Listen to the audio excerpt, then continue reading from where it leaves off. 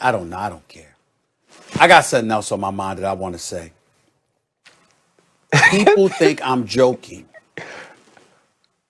when I say I have nothing against the Cowboys. It's their fans I absolutely despise. I can't stand these people. They make me sick. There's nothing worse than a Cowboy fan. Absolutely, positively nothing. Let's put this in its proper perspective. They are 3-7 as of yesterday, last night. Their last win was October 11th. They went 1 month and 11 days without winning a damn game. They had a 2-7 record walking into yesterday. They have the worst defense in football. Their 2-7 record only has them relevant because they are playing in the worst division in the history of the National Football League. And yesterday at 7 p.m., I get a call, y'all. My boy Mark Turner lives in New Jersey. My teammate at Winston-Salem State University. I love him like a brother. That's my man. Do you know during football season, we don't talk? I refuse to return his calls. I don't want to talk to him. I don't want to see him. I love him. I love his family. I won't talk to none of them. Do you know why, Ryan? Do you know why, Max and Molly? Yesterday at 7:15, at 7:15, I got a call from Mark Turner. Mark Turner with his trifling no good self, even though he's my boy. And what does he say?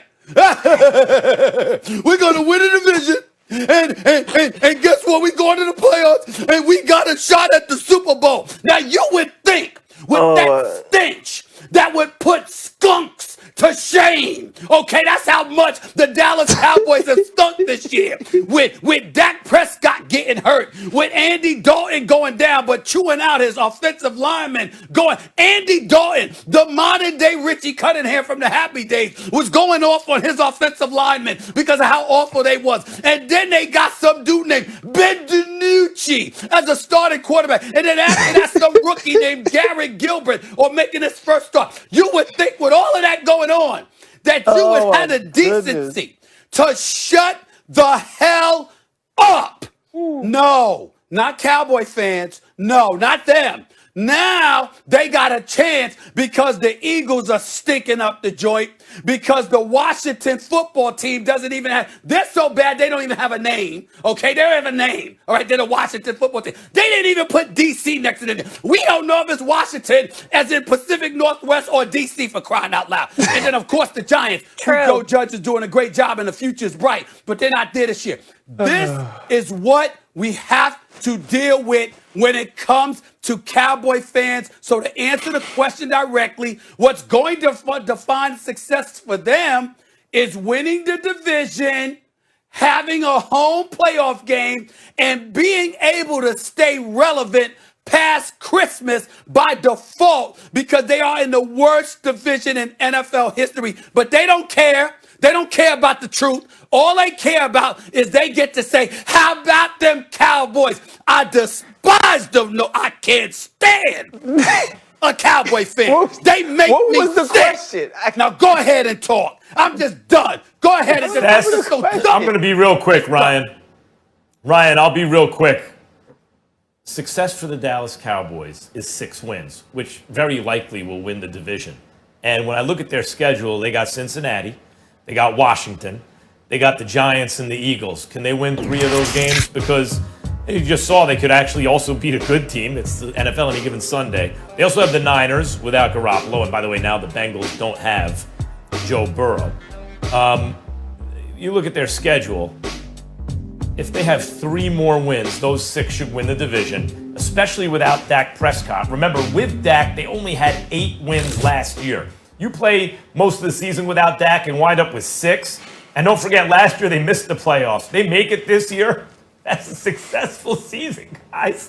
It just is, Ryan. No, I 100% agree. If this team makes it to the playoffs, it's a success. And it's not even about Dak Prescott. It's about Mike McCarthy and this coaching staff being able to say they turned this thing around. being able to say, you know what, we didn't start out right. We didn't have an offseason. We didn't have a training camp. But look what we did. Look how we are moving forward. And we can re-sign Dak Prescott in the offseason and become even better. We are already the best team in the NFC East. As you see, we made it to the playoffs without Dak, and look what we add. So if this team does make it to the playoffs, if they find ways to win games, and oh my goodness, I want them to win a playoff game. Not because I want Dallas to win, because I want to see Stephen A's head explode on this show. I would love that. Here's the one thing I appreciate about, what's your boy name, Steve? Stephen A? Mark? The one thing I appreciate him, Mark Turner supports his team no matter what. If Mark Turner was on this show, to talk about the Dallas Cowboys, he would feel good about them. He would say good things. He wouldn't always cower and hope that they don't go undefeated and say that they're overrated. So you should take a page out of that's a low blow. And support your team that's a low blow. The way that Mark supports his team.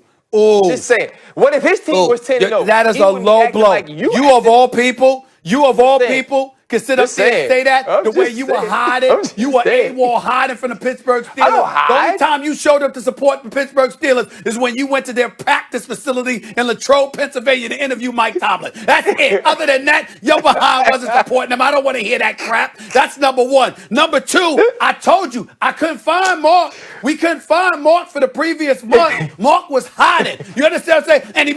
And let me tell you how pathetic it was. Do you know what you know what my boy Mark Turner did, Max? Ryan, do you know what he did? Are you ready for this, Molly? He blamed his wife. He said the wife had me busy. Wow. That's why y'all can't find me. That's he low. blamed his wife. He's that's pathetic. bad, Mark. He's pathetic. He's sorry. He's sorry. Just like all of those disgusting, nauseating Cowboy fans throughout the United States of America. They're horrible. And this is exactly why they deserve the misery that has been inflicted upon them for the last quarter century. They ain't worth a damn. Them Cowboy fans make me sick, and they will fall. But unfortunately, you got like 4 of your next 6 games. You got to go against the Washington team, the Eagles, the Giants, and all of this other stuff. You got this San Francisco without Jimmy Garoppolo. Oh my goodness, and George Kittle. I mean, they are sorry. Sorry.